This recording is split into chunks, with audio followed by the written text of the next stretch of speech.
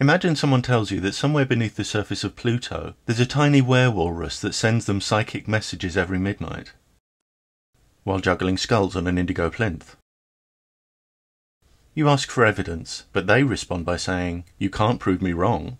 Investigating this claim would be beyond the limits of current technology, but does that mean we therefore have good reason to take this person's claim seriously? What if we adopted this approach whenever we wanted to establish a factual claim? We could spend lifetimes coming up with countless fantastic claims there's no practical way of investigating, dismissing any skepticism with a mindless chorus of "you can't prove me wrong." What if encyclopedias were filled with lists of claims that were given factual status merely because, even though no evidence was produced to support them, no one could prove them false? But of course we don't compile books like that. We're not obliged to accept or take seriously every claim we can't prove false. And something that helps to save us from spending unnecessary time and energy on claims that have no merit is the burden of proof. When someone makes a factual claim, the obligation lies with them to support their claim. It's not the obligation of the skeptic to prove the claim false. Many who make supernatural existence claims try to avoid this basic next step of supporting their claim. For example, when asked to give a case for God in an exchange on US television, evangelical pastor Douglas Wilson denied his burden of proof.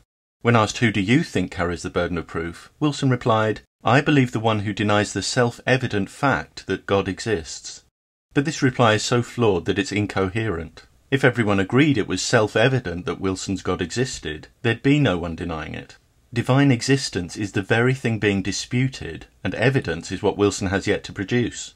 He can't stampede us into accepting the very thing he needs to establish, simply by declaring it to be self-evident. Wilson claims as fact that a God exists, and it's this act of claim-making that saddles him with the burden of proof. It's revealing that Wilson also said in this exchange that much of the debate about divine existence has to do with what he called scrambling for the high ground of who has to do the proving. It may feel like scrambling to Wilson, but in fact the issue is clear-cut. When Wilson chooses to make the bold claim that a God exists, he has to do the proving. He can't shift his burden of proof to his opponent. Well, if God didn't create the universe, what did? Questions like this are examples of another common form of burden shifting.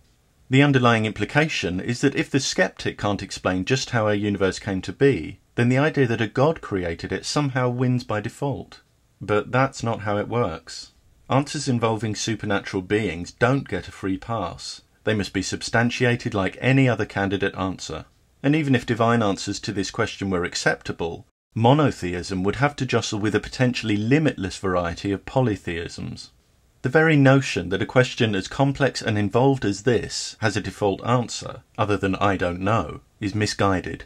Learning about our universe takes time and disciplined work, so demanding that everything has an explanation now is an untenable position, and inserting supernatural beings into the inevitable gaps in our current knowledge commits the fallacy of arguing from ignorance. Furthermore, plenty of everyday examples show us that not knowing a specific answer doesn't prevent us eliminating alternatives. One reason we eliminate supernatural answers is that they lack explanatory power. Saying a God created our universe doesn't explain how it was created, and poetic metaphors are no more illuminating. Saying a God speaks things into creation, for example, doesn't explain how divine speech results in creation. Gods and poetry get us no closer to the process we're actually interested in. They only push the question further back while the actual process remains unknown. And this is ultimately what so-called divine explanations give us. I don't know, hidden under a supernatural wrapping. Remove the wrapping and we get an honourable answer.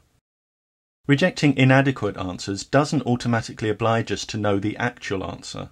Rejecting divine pseudo-explanations doesn't mean we have to know everything about the universe. Some insist that saying you don't have a belief in any God because of the absence of evidence isn't good enough. You must give an argument for divine non-existence. Or more emphatically, failing to give arguments for non-existence is virtually to concede the debate to the person who at least gives some arguments, however weak, for divine existence. But we can easily show this is false. Let's imagine that debate. A gives some arguments for the position that a God exists. B, A's opponent, gives no arguments for divine non-existence. However, what B does during the debate is show that all of A's arguments are invalid. What's the outcome of this exchange? Far from having to concede the debate, B has shown that A has no case. The significant result is that we're left with no reason to believe that A's God exists. Crucially, at the end of the debate, B has no reason to change position, but A, lacking valid justification, does. The skeptic doesn't owe the claim maker arguments for non-existence. The burden lies with the claim maker to present an adequate case. If they fail to do so, their claim fails. It can certainly be an advantage for the skeptic to have a well-reasoned position. Acquainting oneself with the stock arguments for divine existence, for example, provides useful illustrations of flawed reasoning if one wants to learn some of the traps to avoid when constructing valid arguments. But the skeptic is not obliged to waste her time preparing non-existence arguments for any supernatural claim that might come her way. The monotheist may be so deeply embedded in his belief that he fails to appreciate how bizarre it can seem from the outside. But to the non-believer, the claim of a divine creator is often just one of a potentially limitless ragbag of ideas we've no good reason to give credence to. Debates about divine existence have been characterized as a game played with two different rules, with the complaint that theism can be critiqued while non-belief remains invincible. In fact, there's only one rule. When you choose to make a claim in debate, you give yourself a burden of proof. If you claim that a God exists, and shouldering that burden is too much for you, it's always within your power to withdraw your claim. But trying to imply there's a double standard, because your claim naturally attracts criticism from people who see no evidence to support it, is playing the victim. The real double standard is expecting someone who's made no claim to bear your burden of proof.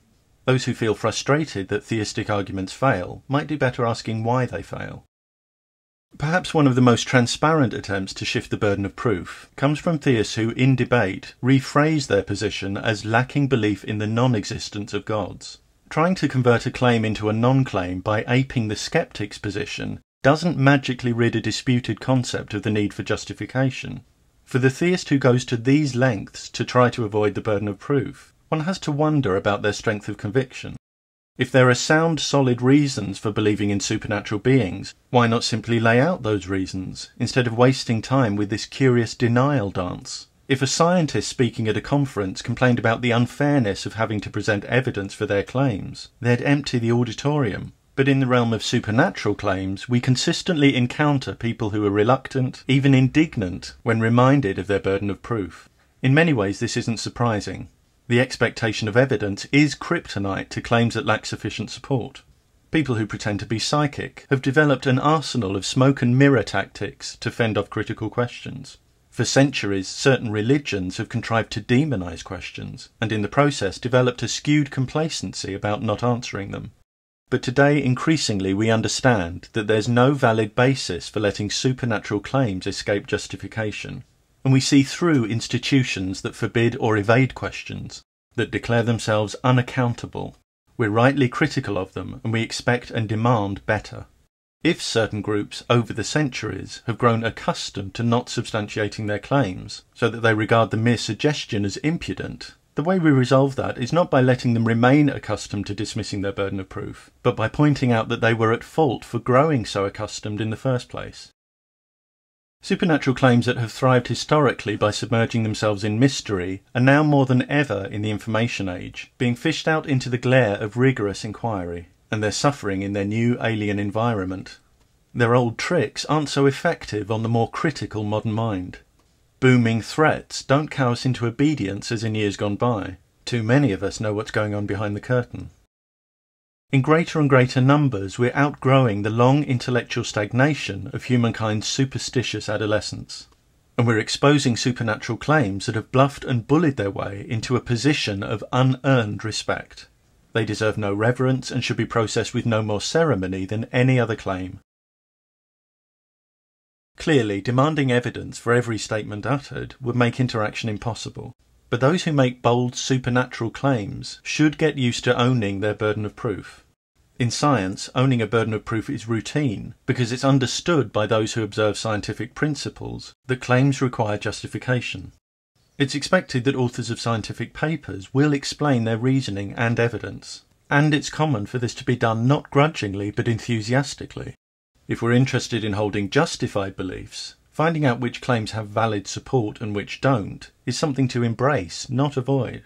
It's when we stake our egos, hopes, or identities on specific claims that we create needless problems, because anything that then threatens the claim also threatens us.